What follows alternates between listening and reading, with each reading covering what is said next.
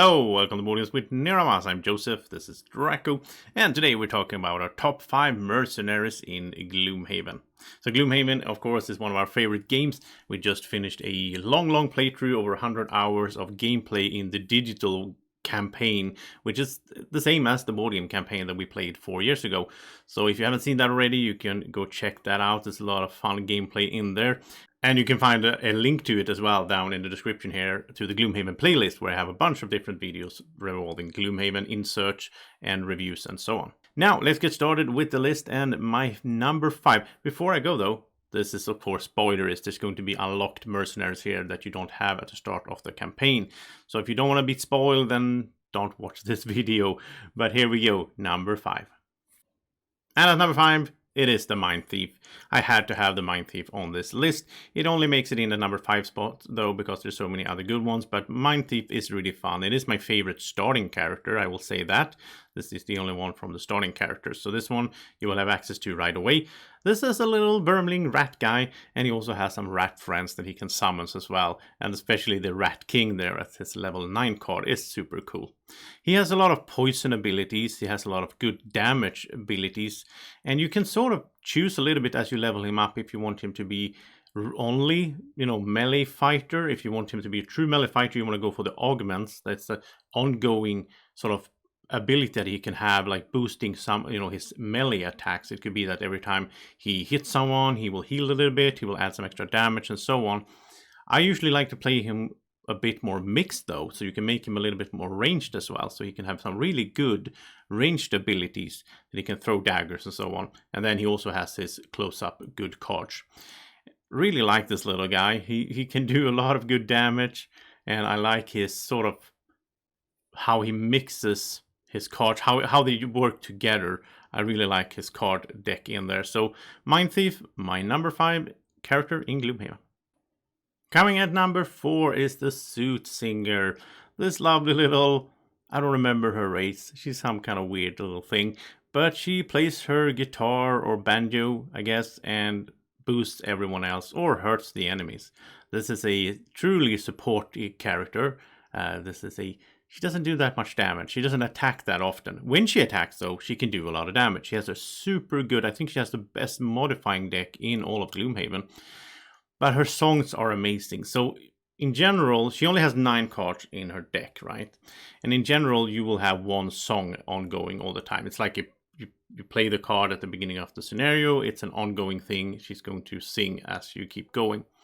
Now, she also has one card that lets you have 2 songs active at once, which is great. Problem is, though, that card itself will be an active card in your active area, and the 2 songs will be. So that's 3 out of her 9 cards that are bound there, which means she won't last that long.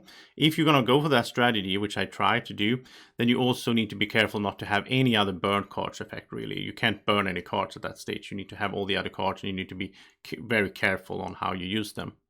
But she also has others. You can go with just one song, and you can spec her as you level up. You can choose how you sort of specify her cards and what direction you want to take with her. One strategy there that she can do is to be very good at cursing. And as you probably know, if you've been watching my videos, I love curses. Well, not in real life. I love them in Gloomhaven. I really like the effect of cursing the enemy, and she can do this better than anyone.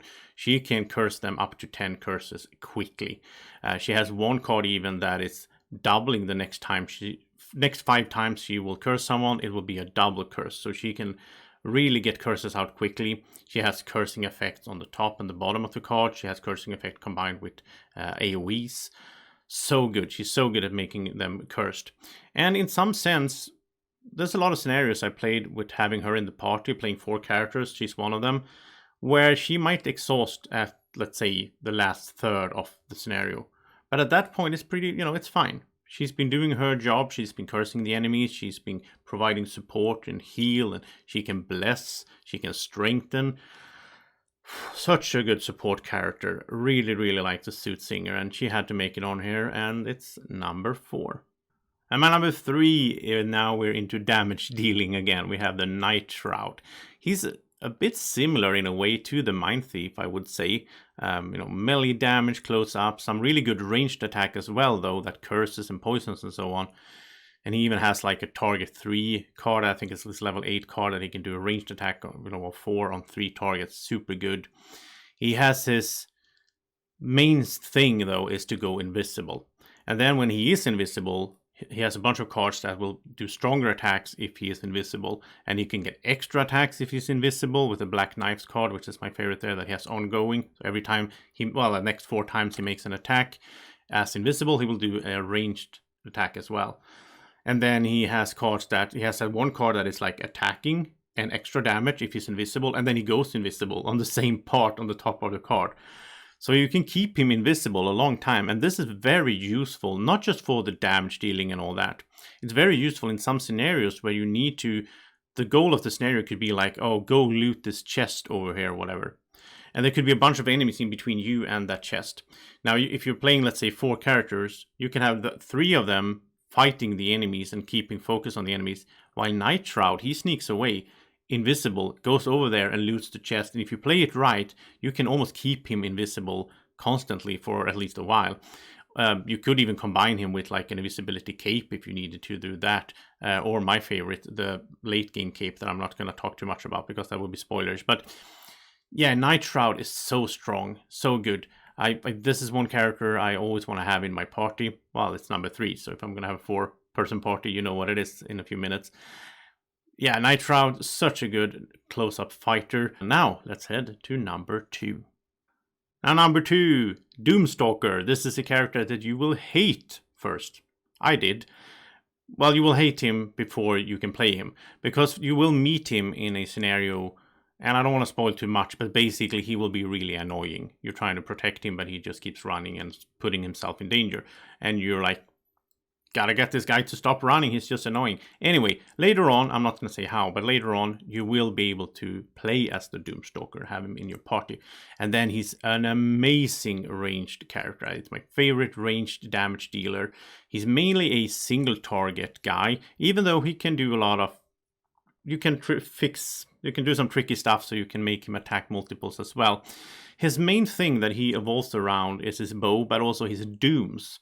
And the dooms are my favorite sort of special effect, or whatever I should call it, in this game, in the sense that it's similar to the songs of the Soothsinger, it's similar to the augments of the Mind Thief, but the dooms is my favorite out of these, because what you do is, he can sort of mark an enemy, so he can doom an enemy. He puts his doom on an enemy. It's always on the bottom of the cards as well, which is kind of good, because then he can do the top and shoot and so on.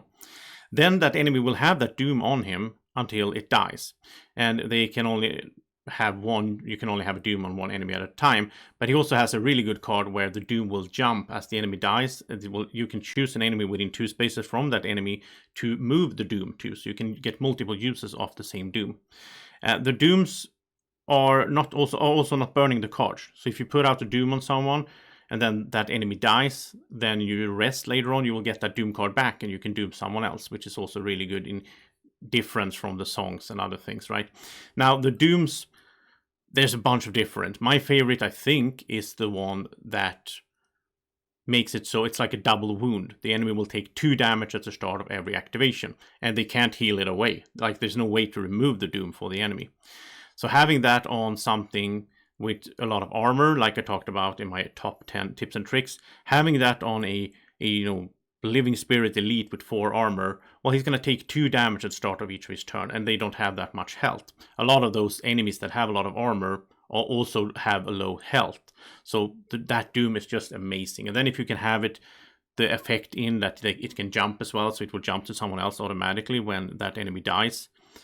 So good. You have another one that is Pierce 2, which I guess is more useful on a big guy with like 2 armor, because it's like negating his total armor. And that's for every attack. It's not just when the Doomstalker attacks him, it's for all the party of mercenaries. When they attack it and it has to doom, it will have an automatically Pierce 2 built in.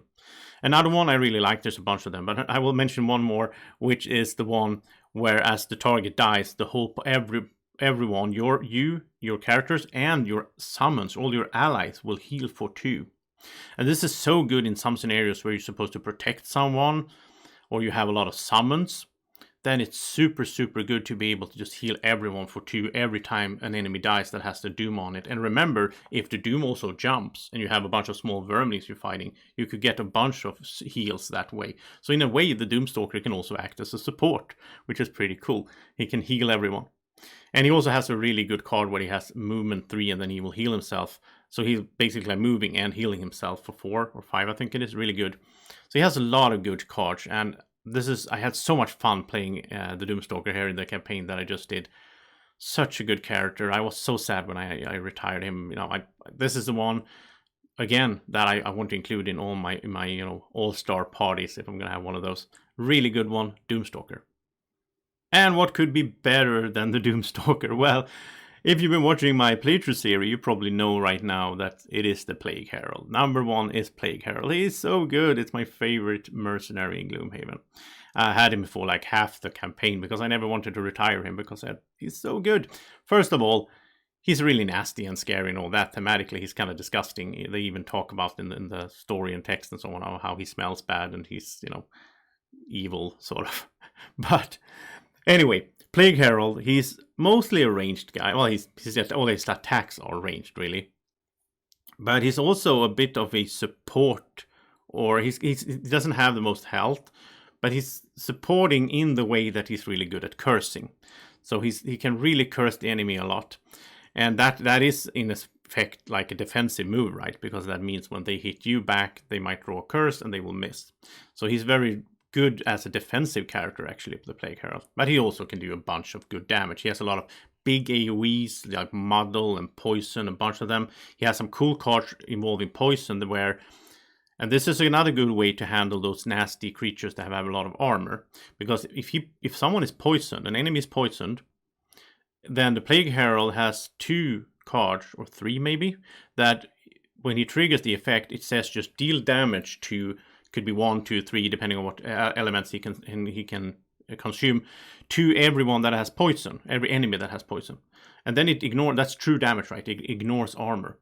So if you can poison that spirit, living spirit elite, which is pretty easily to do with a bunch of other characters as well. There's a lot of effects that will poison it, which is good in itself. But then the Plague Herald can do damage to it without even attacking it. There's no modifier card involved. There's no risk of missing with his effect. It's just straight out true damage to it. And it goes to everyone, every enemy that is poisoned. So if you have a tight group together, you can even in the same turn do his top action to AoE poison everyone in there. And then his bottom action that could be a 4 damage to each creature in there if he can use, I think it's Wind and Darkness. He goes very well as well together with... the Night Shroud, because they both like darkness, they both generate darkness and so on. And yeah, he also generates a bit of wind as well. And then Plague Herald also has, back to the curses, he has a super, super effect. My favorite card in the whole Gloomhaven game, my favorite effect in Gloomhaven, he has the Baneful Hex card. This is an ongoing effect that for the rest of, as long as he's alive, for the rest of the scenario, whenever the enemy draws a curse, when they try to attack you, they will take 3 damage back instead. They will miss the attack and they will take 3 damage. It is so good. There's been so many times where I have some nasty little annoying imp or whatever flying up to me. They only have 3 health, but they can curse me. They can do a lot of annoying debuffs. They try to hit me and they draw a curse and they just die straight out. And they die on their turn, on their activation, which is so good. That's so important in this game.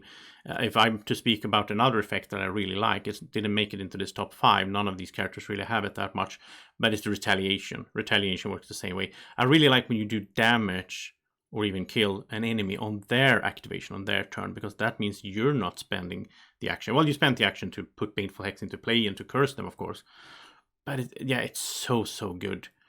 I think there's nothing that compares to the Plague Herald in my book. He is such an amazing character. So yeah, that is my top 5 mercenaries. Now, tell me in the comment section, what are your favorite mercenaries in Gloomhaven? Is there any mercenaries you really don't like? Is there any mercenaries that you're surprised that is not on my list that you thought would be on my top 5, let me know in the comment section. It's always fun to have a chat there. And if you enjoyed watching this, then press the thumbs up button and like the video and subscribe to the channel as well. It's always fun to get new subscribers in here in our community over at Board Games with Niramas. We also have a Discord channel that you can find the link to here in the video as well. So you can join the Discord and have a chat with other viewers and so on about board games. We all love board games, right? Anyway, Gloomhaven top 5 is done. Now, I think I will be back with more Gloomhaven playthroughs in the future, or at least, you know, when Frosthaven comes, I'll be back with a bunch new playthrough series. So I look forward to that. Thank you so much for watching. Have a great evening, morning, or whenever you're watching. Take care. Bye-bye.